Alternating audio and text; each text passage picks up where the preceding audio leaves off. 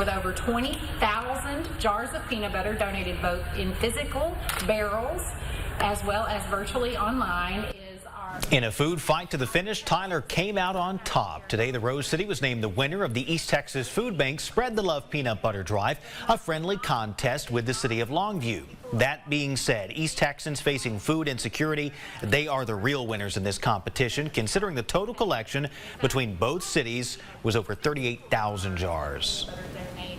For people in Tyler to step up now to help with the peanut butter drive does not surprise me one bit, and thank you, Tyler. Having 38,000 jars of peanut butter means 38,000 families are going to have peanut butter in their home tonight who without this competition may not have. And that peanut butter will be distributed throughout the pantries in Longview and Tyler. By the way, the jars in which those were donated in Tyler or Longview, they will stay in that city. Okay. So great job to everybody involved. Peanut butter and jelly sounds great. Yeah, that's what's for dinner. See you at 10.